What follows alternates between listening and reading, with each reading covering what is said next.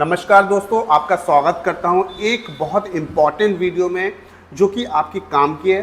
दोस्तों ये वीडियो होने वाली है कि अगर आप कोई भी गाड़ी 2 पहिया या 4 पहिया शोरूम पर लेने जाते हैं, नई गाड़ी की बात कर रहा हूं, तो नई गाड़ी किस्तों पे भी लेने जाते हैं तो कन्फ्यूज़न रहता है कि आप किस्तों पे जो गाड़ी खरीद रहे हैं तो कौन सी कंपनी जो फाइनेंस कर रही है बेहतर होगी आपके लिए, कितना डाउन पेमेंट देने पर कितना इंटरेस्ट लगता है, कितना डाउन पेमेंट देना चाहिए, सारी इंश्योरेंस से यानी कि जो कि आपकी फाइनेंस से जुड़ी समस्याएं हैं, जो क्वेरीज हैं, वो इस वीडियो में मैं फरहान भाई के थ्रू आपकी क्लियर करूंगा। मैं आज आया हूं टीवीएस के शोरूम पर जो कि अलीगढ़ में पड़ता है। शोरूम का नाम है बीएस मोटर्स, बूढ़े बाबा की पुड़िया, क्वार्सी बाईपास पर ये शोरूम पड़ता है।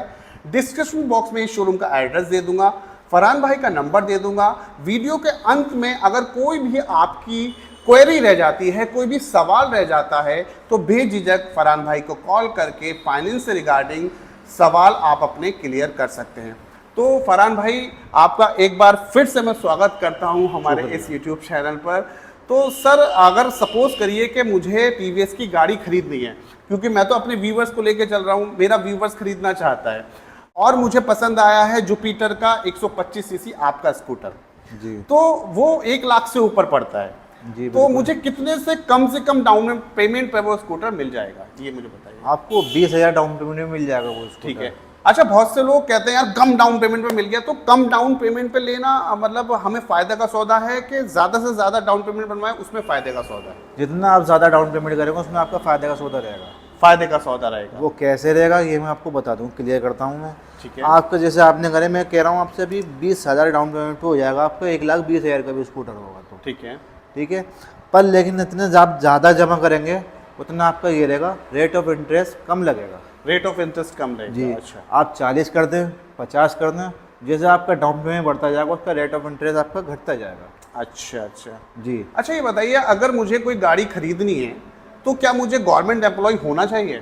नहीं, ऐसा कुछ नहीं है। अच्छा, तो कोई काम यानी कि कोई भी गाड़ी अगर खरीदने आता है आपके शोरूम पे, क्या उसको कोई ना कोई काम करना चाहिए, या वो विदाउट अगर कोई काम नहीं कर रहा लेकिन उसका बैंक स्टेटमेंट और बैंक का अकाउंट वो मेंटेन है, तो क्या देखते हैं आप गाड़ी फाइनेंस करते समय? ये मुझे जानना था।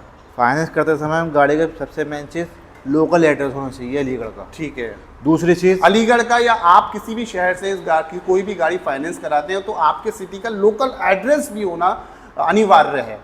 ठीक है। दूसरी उसके लिए क्या चाहिए? आधार कार्ड चाहिए क्या? आधार कार्ड चाहिए बस हमें तो। आधार कार्ड चाहिए, राइट। मिनिमम डॉक्यूमेंट सबसे मेन चीज़ आधार कार्ड होता है, बस हमें वही चाहिए। और सॉरी, मैं पूछना भूल गया, आपकी कौन सी कंपनी है? मेरी कंपनी है self finance TVS credit private limited. अच्छा, self finance TVS credit service limited. यानी कि आप बोल रहे हैं कि आपकी कंपनी में सबसे मिनिमम कम डाउन मतलब डॉक्यूमेंट्स की जरूरत होती है। क्या क्या डॉक्यूमेंट्स की जरूरत होती है? आधार कार्ड और बैंक की पासबुक। अच्छा। ना ही हमें फोटो चाहिए, ना ही हमें चेक चाहिए, ना ही हमें पैन कार्ड चाहिए। ठीक है। बस आधार कार्ड और बैंक की पासबुक। सॉरी फरहान भाई, मैंने बीच में बात काट दी थी कि आपको पहले तो आपको एड्रेस प्रूफ चाहिए। दूसरा आप क्या देखते हैं फाइनेंस करते समय? दूसरा उसके सिविल चेक करते हैं। सिविल चेक करते हैं। कितना तक सिविल होना चाहिए कि उसको आराम से लोन हो जाएगा गाड़ी पर? उसने कभी कुछ नहीं निकाला है, ठीक है, तो बोलते हैं -1 सिविल। ठीक है। उसमें आप ये समझिए डॉक्यूमेंट लेते ही गाड़ी छोड़ देते हैं। ओके। उसमें कोई दिक्कत नहीं रहती।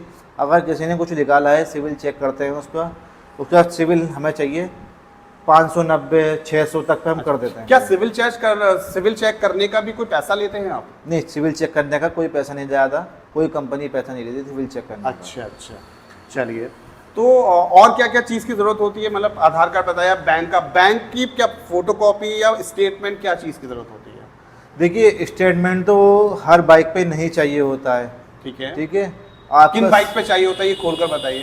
ये हमें चाहिए होता है जैसे किसी ने गाड़ी निकाली नहीं है, आज तक कभी कुछ फाइनेंस नहीं कराया है, ठीक है, अब वो गाड़ी फाइनेंस कराना चाहता है। ठीक है। 3 केस होते हैं, low risk, middle risk, high risk. अगर जैसे हाई रिस्क में गाड़ी पहुंच जाती है तो उसमें हमें बैंक स्टेटमेंट चाहिए होता है।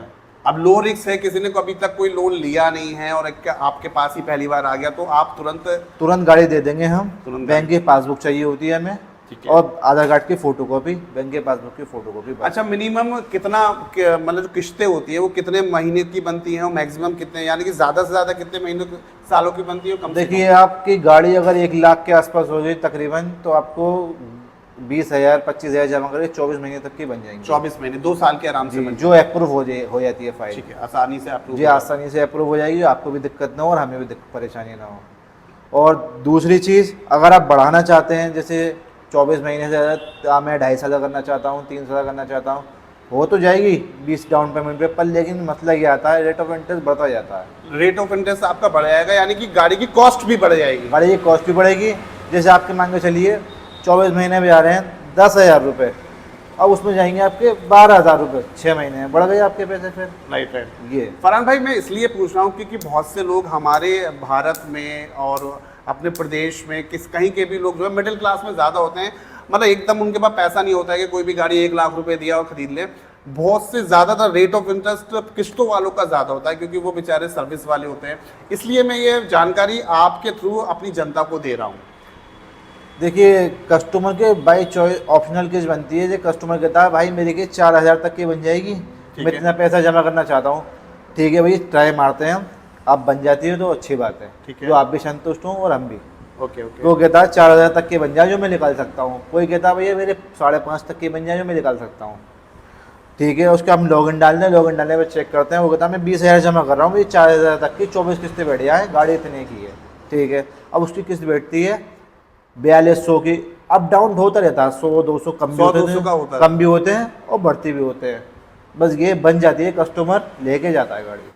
फरहान भाई, मेरा अगला सवाल ये है कि कोई भी मतलब व्यक्ति अगर कोई गाड़ी लेना चाहता है तो उसके जहन में ये चीज़ बहुत रहती है, यार डॉक्यूमेंट्स क्या जमा होंगे, डॉक्यूमेंट जमा होंगे, क्या स्टेटमेंट होगा, कितने फोटो होंगे, मतलब वो कागजी उलझनों में फंस के रह जाता है। तो ये पॉइंट क्लियर कर दिए कि अगर कोई गाड़ी फाइनेंस कराना चाहता है तो उसको किन किन डॉक्यूमेंट्स की ज़रूरत होगी, आपकी कंपनी में कितने डॉक्यूमेंट्स की ज़रूरत होती है, और अदर कंपनीज को में मतलब कंपेरेटिवली अगर कंपैरिजन किया जाए आपकी कंपनी से और अदर कंपनी में, तो क्या क्या मतलब बेनिफिट क्या है आपकी कंपनी का टीवीएस वालों का? जी जी बिल्कुल, हमारी कंपनी आपका नहीं कोई फ़ोटो लेगी, ठीक है।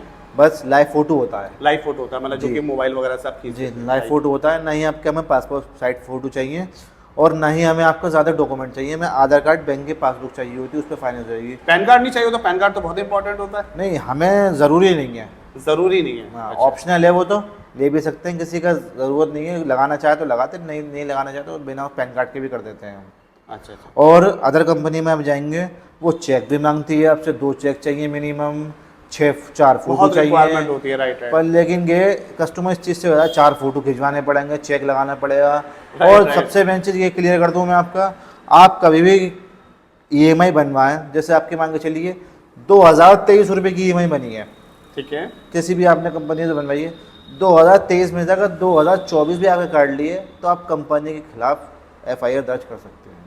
तो समझ लिए, बहुत इंपॉर्टेंट पॉइंट हमारे फरहान भाई ने बताया कि अगर आपकी EMI 2023 रुपये की बनी है और मैसेज आपका 2024 आ गया है, मतलब ज़्यादा पैसे काट रही है कंपनी, तो उसके खिलाफ आप एक्शन भी ले सकते हैं, कानूनी कार्रवाई कर सकते हैं। और दूसरा सवाल ये है सर, कोई गाड़ी लेना चाहता है किस्तों पे, तो वो कौन सी अच्छी कंपनियां हैं? मतलब आपकी तो TVS की कंपनी है ना, और दूसरे शोरूम पे अगर वो खरीदने जाता है गाड़ी और किस्तों पे लेना चाहता है, तो वो क्या चीज़ देखे कि वो एक अच्छा उनके वो किस्तों वाला फ़ायदों का सौदा हो सके?